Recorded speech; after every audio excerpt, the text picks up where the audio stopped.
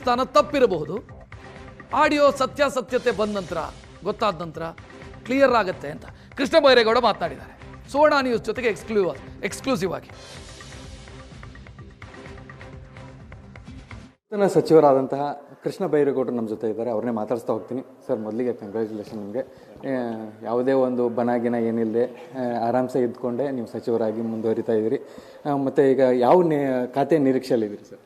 ಖಾತೆ ಯಾವುದು ಕೊಡ್ತಾರೆ, ಪಕ್ಷ ಇದೆ, ಮುಖ್ಯಮಂತ್ರಿಗಳಿದ್ದಾರೆ, ನಮ್ಮ ನಾಯಕರು ಸಿದ್ದರಾಮಯ್ಯನವರು ಇದ್ದಾರೆ, ಅವರಿಗೆ ಬಿಟ್ಟಂಥ ವಿಷಯ. ಯಾವುದು ಕೊಟ್ಟರು ಮಾಡ್ತೇವೆ.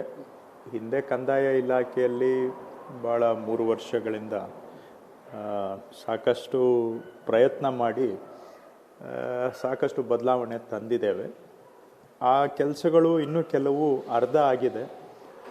ಅರ್ಧ ಆಗಿರೋದನ್ನು ಪೂರ್ಣ ಮಾಡೋದಕ್ಕೆ ಮತ್ತೊಂದು ಅವಕಾಶ ಕಂದಾಯ ಇಲಾಖೆಯಲ್ಲಿ ಕೊಟ್ಟರೆ ಅದನ್ನು ಈಗ ನಡೀತಾ ಇರುವಂಥ ಕೆಲಸಗಳು ಜನಗಳಿಗೆ ಸಂಪೂರ್ಣವಾಗಿ ತಲುಪಿಸ್ಲಿಕ್ಕೆ ಸಾಧ್ಯ ಆಗುತ್ತೆ ಅನ್ನೋ ಅಭಿಪ್ರಾಯ ಹೇಳಿದ್ದೇನೆ. ಆದರೆ ಇದೇ ಕೊಡಬೇಕು ಅದೇ ಕೊಡಬೇಕು ಅಂತಲ್ಲ. ಅವರು ನಿಮ್ಮ ಅಭಿಪ್ರಾಯ ಏನು ಅಂತ ಕೇಳಿದಾಗ ಅಭಿಪ್ರಾಯ ಹೇಳಿದ್ದೇವೆ. ಖಂಡಿತವಾಗಿ ಕಂದಾಯ ಇಲಾಖೆಯಲ್ಲಿ 3 ವರ್ಷ ಕೆಲಸ ಮಾಡಿರೋದ್ರಿಂದ ಬಾಕಿ ಕೆಲಸ ಮಾಡೋದಕ್ಕೆ ಒಂದು ಅವಕಾಶ ಆಗುತ್ತೆ ಅಂತ ಹೇಳಿದ್ದೇನೆ. ಅದರ ಮೇಲೆ ಇನ್ಯಾವುದು ಕೊಡ್ತಾರೆ ಅದು ವರಿಷ್ಠರಿಗೆ ಬಿಟ್ಟಂಥದ್ದು. ಕಂದಾಯ ಇಲಾಖೆನೇ ಸಿಗೋದಾದರೆ ಇಲ್ಲ, ಕಂದಾಯ ಇಲಾಖೆಯಲ್ಲಿ ಈಗ ಒಂದಷ್ಟು ಕೆಲಸ ಆಗಿದೆ. ಆದರೆ ಕಂದಾಯ ಇಲಾಖೆ ಆಗದಷ್ಟು ಆಳದ ಬಾವಿ ಅಂದಂಗೆ ಎಷ್ಟು ಮಾಡಿದರೂ ಕೂಡ ಮಾಡೋದು ಇನ್ನೂ ತುಂಬ ಇರುತ್ತೆ. ಸೊ ಮಾಡಬೇಕಾಗಿರೋ ಕೆಲಸ ಇನ್ನೂ ತುಂಬ ಇದೆ. ಅದು ಒಂದು ಅರ್ಧ ಆಗಿದೆ, ಮುಕ್ಕಾಲಾಗಿದೆ. ಬೇರೆ ಬೇರೆ ಕೆಲಸಗಳು ಮಾಡೋದು ಇನ್ನೂ ಭಾಳ ಇದೆ. ಸೊ ನೋಡೋಣ, ತೀರ್ಮಾನ ಆದಮೇಲೆ ಮನವಿ ಮಾಡಿದ್ದೇನೆ. ಅದರ ಮೇಲೆ ಒತ್ತಾಯ ಏನಿಲ್ಲ. ವರಿಷ್ಠರ ಮೇಲೆ ನಂಬಿಕೆ ಇದೆ. ಅವರು ಯಾವ ಜವಾಬ್ದಾರಿ ಕೊಟ್ಟರೆ ಅದನ್ನು ಮಾಡ್ತೇವೆ. ಈಗ ದಾವಣಗೆರೆ ಎಲೆಕ್ಷನ್ ವಿಚಾರವಾಗಿ ಜಮೀರ್ ಅವರ ಒಂದು ಆಡಿಯೋ ಹೊರಗೆ ಬಂದಿತ್ತು. ಅದೇ ಅವರಿಗೆ ಸಚಿವ ಸಂಪುಟಕ್ಕೂ ಅವರು ಸೇರಕ್ಕಾಗಲಿಲ್ಲ ಅನ್ನುವಂಥದ್ದು ಸರ್. ಇರಬಹುದು, ಸ್ವಾಭಾವಿಕವಾಗಿ ಅವರು ಅದರ ನೈಜತೆಯನ್ನು ಪ್ರಶ್ನೆ ಮಾಡಿದ್ದಾರೆ.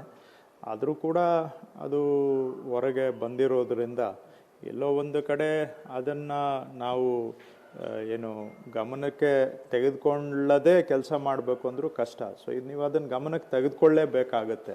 ಸ್ವಾಭಾವಿಕವಾಗಿ ತಾವೇನು ಹೇಳ್ತಾ ಇದ್ದೀರಾ ಅದರಿಂದ ಏನಾದರೂ ಹೆಚ್ಚು ಕಡಿಮೆ ಆಯಿತಾ ಅಂತ ಬಹುಶಃ ಆಗಿರ್ಬೋದು. ಅದರಿಂದನೂ ಕೂಡ ಯಾಕಂದರೆ ಈಗ ಅಂಥದ್ದೊಂದು ಆಡಿಯೋ ಬಂದಾಗ ಪಕ್ಷದ ಅಭ್ಯರ್ಥಿ ಸೋಲಿಸಬೇಕು ಅಂತ ನಮ್ಮ ಫ್ರಂಟ್ಲೈನ್ ಲೀಡರು ಮಾತಾಡುವಾಗ ಸ್ವಾಭಾವಿಕವಾಗಿ ಎಲ್ಲರಿಗೂ ಒಂದು ವಿಶ್ವಾಸಘಾತ ಆಗ್ತದೆ.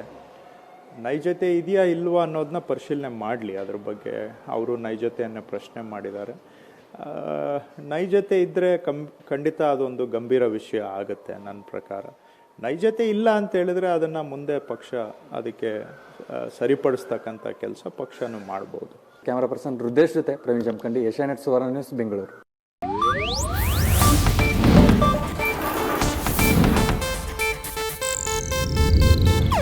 ಇದು ಏಷ್ಯಾನೆಟ್ ನ್ಯೂಸ್ ನೆಟ್ವರ್ಕ್ ಪ್ರಸ್ತುತಿ.